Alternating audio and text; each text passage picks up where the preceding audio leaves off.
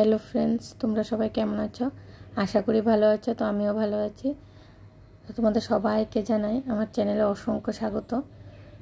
তো নতুন আরেকটা দিনে নতুন আরেকটা কেকের ডিজাইন নিয়ে আমি চলে এলাম তোমাদের সামনে। তো দেখো, আমি কেকটাকে ডিজাইন করার জন্য কেকের মধ্যে পাইপিং ব্যাগে ক্রিম ভরে তারপরে ক্রিমটাকে কেকের উপর লাগিয়ে দিচ্ছি। যারা নতুন আছো এভাবে যদি ক্রিম লাগাও তাহলে খুবই সহজে তুমি কেকের মধ্যে ক্রিমটাকে সেট করতে পারবে। তো দেখো, আমি জাস্ট নতুনদের জন্য এভাবে করছি।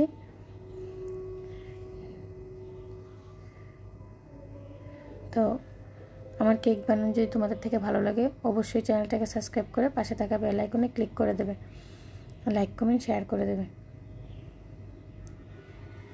আর তোমরা যদি কেকের বিষয়ে অন্য কিছু জানতে চাও, অন্য তোমাদের পছন্দ মতো ভিডিও দেখতে চাও, অবশ্যই আমাকে কমেন্টসে জানাবে। আমি নেক্সট টাইম ভিডিওগুলো নিয়ে আসবো। তো আমার কেকে ক্রিম লাগানো কমপ্লিট হয়ে গেছে। কেকটা একটা রেমবো কেক হবে, ডিজাইনটা রেমবো দিতে বলেছে। তো আমি ক্রিম দিয়েই পুরোটা ডিজাইন করেছি। রেমবো ডিজাইনটা আমি পুরোটা ক্রিম দিয়েই করেছি আর একটা নজল দিয়ে করেছি, এক রকমের নজল দিয়ে করেছি। তোমরা দেখতে থাকো আমি কিভাবে করেছি। আমি হোয়াইট ক্রিমটাকে কেকের মধ্যে ভালো করে কোট করে নিচ্ছি। কেকটা স্কাই কালারের হবে। তো স্কাই কালার পুরোটা কেক ক্রিমে যদি স্কাই কালার দিয়ে দিই তাহলে আমার থেকে ভালো লাগে না। তাই আমি প্রথমে হোয়াইট ক্রিম দিয়ে কেকটাকে কোট করে নিচ্ছি, তারপর আমি অল্প স্কাই কালার দেব, কালারটা কম দেব। তার জন্য আমার হোয়াইট ক্রিম লাগানো কমপ্লিট হয়ে গেছে। এখন আমি দেখো কিভাবে অল্প কালার ক্রিম দিয়ে আমি কেকটাকে কালারিং করে দেব। পুরোটা দেওয়ার কোনো দরকার নেই। প্রথমে হোয়াইট ক্রিম দিয়ে কোটিং করে তারপরে যে কোনো অন্য কালার অল্প একটু দিয়ে কালার করে দিলেই কালার হয়ে যায়।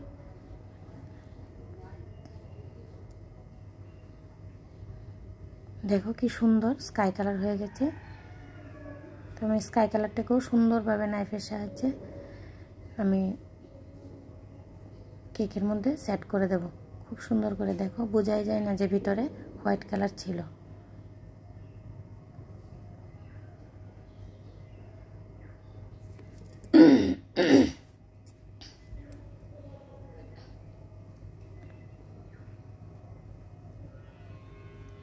তো আমার কেকটা খুব সুন্দরভাবে আমি স্কাই করে দিলাম। খুব আস্তে ধীরে করেছি যাতে পুরোটাই তোমরা বুঝতে পারো আমি কিভাবে করলাম। এখন রেমবো কেক যেহেতু হবে তো অনেক রকমের কালার থাকবে। তো আমি 4টা পাইপিং ব্যাগে 4 রকমের কালার ভরে নিয়েছি।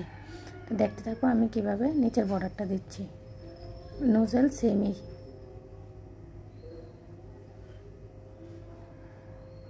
খুব কালারফুল বর্ডার হবে।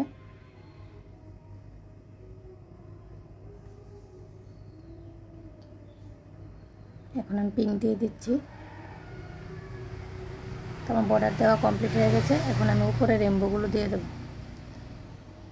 রেমবোগুলো ফন্ডেন্ট দিয়ে দিলে আরেকটু দেখতে ভালো লাগে, বাট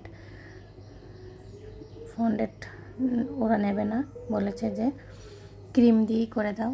আমি জাস্ট অল্প ফন্ডেন্ট দিয়েছি, লাস্টে তোমরা দেখবে আমি কোন জায়গাতে ফন্ডেন্ট দিয়েছি।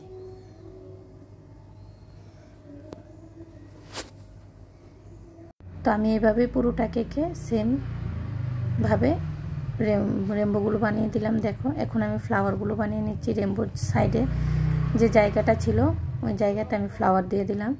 তো দেখো, আমি ফ্লাওয়ারগুলো সেমভাবে বানিয়ে নিচ্ছি। সেম নোজাল দিয়ে, একটা নোজাল দিয়ে পুরোটা কেক ডিজাইন করেছি। খুব সহজেই ডিজাইনটা করা যায়, চেষ্টা করলেই পারবে। তো এখন আমি সুগার স্টার দিয়ে দিচ্ছি। সুগার যেহেতু রেমবো ডিজাইন স্কাই দিয়েছি কেকটাতে, তাই আমি সুগার স্টারগুলো দিয়ে দিচ্ছি। দেখো, পুরোটা কেকে দিয়ে দেবো উপরের সাইডে।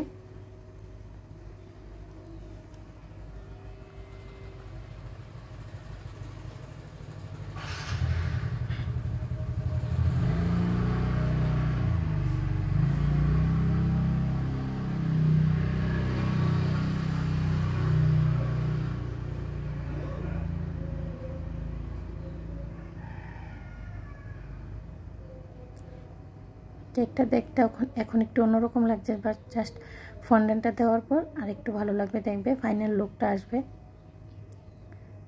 দেখো, এখন আমি ফন্ডেন্টগুলো রেমবোর নিচে দিয়ে দেব। দেখতে আরও সুন্দর লাগবে, লুকটা পুরোটা লুক চেঞ্জ হয়ে যাবে।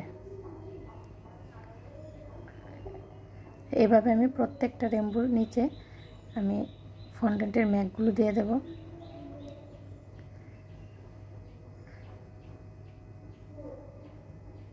তো দেখো আমার দেওয়া কমপ্লিট হয়ে গেছে। এখন আমি কেক টপারটা বসিয়ে, হ্যাপি বার্থডে টপারটা বসিয়ে দিয়েছি। এখন নামটা লিখে দেব। এখানে 2টা নাম লিখতে বলেছে, আর একজনেরই বার্থডে, বাট নাম 2টা লিখতে বলেছে। তা আমি নেলসন আর বুদ্ধা লিখেছি। তো আমার নাম লেখাও প্রায় কমপ্লিট হয়ে গেছে। তা আজকের মতো এই পর্যন্ত।